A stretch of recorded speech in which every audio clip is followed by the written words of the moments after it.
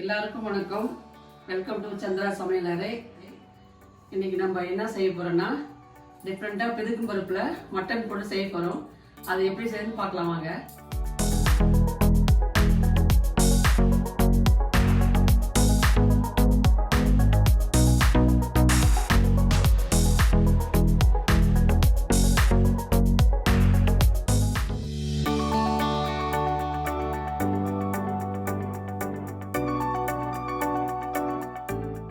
Kilo mutton எடுத்துருக்கோம்.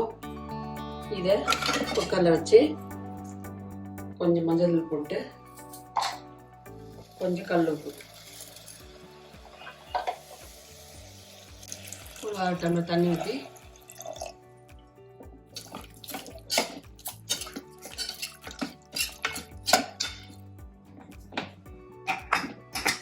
ஒரு 3 whistle விட்டுக்கலாம். மசாலாலாம் அரைச்சி தான் எடுக்க போகிறோம். இதில் பட்டை, லவங்கம், அன்னாச்சிப்பூ, இஞ்சி பூண்டு, சின்ன வெங்காயத்தை சேர்த்துக்கலாம்.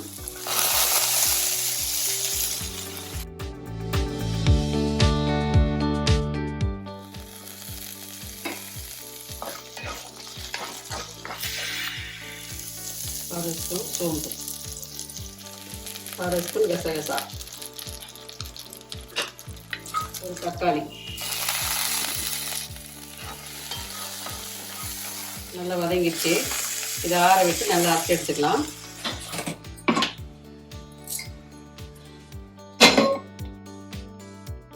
பாதி வெங்காயம் அரிஞ்சு போட்டுக்கலாம்.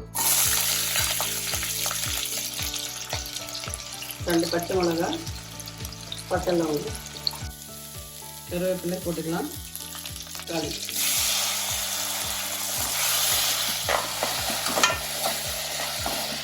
நல்லா வதங்கிடுச்சு. இப்போ ஒரு உருளைக்கிழங்கு பெருசாக கட் பண்ணி வச்சுருக்கோம்.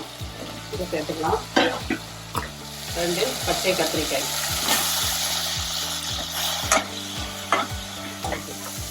சேர்த்துக்கலாம். மட்டன் நல்லா வெந்துடுச்சு.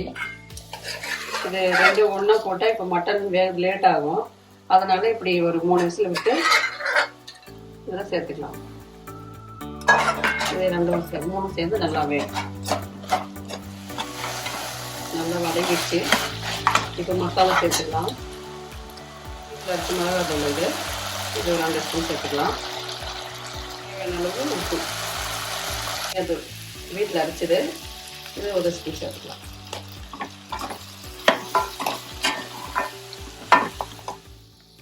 அரைச்சாச்சு. மசாலாவை சேர்த்துக்கலாம்.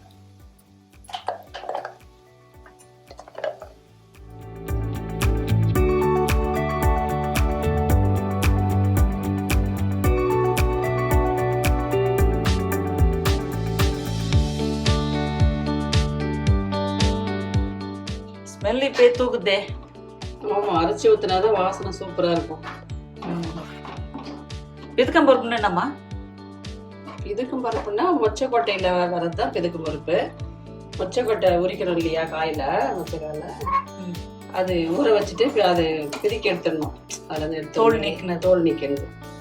ஓகே, நல்லா வெந்துருச்சு இல்லைம்மா? சூப்பராக வெந்துருச்சு. நல்லா கமகமன்னு வாசனையாக இருக்கு. இப்போ இந்த பதத்தில் கொத்தமல்லி தூவிடலாம்.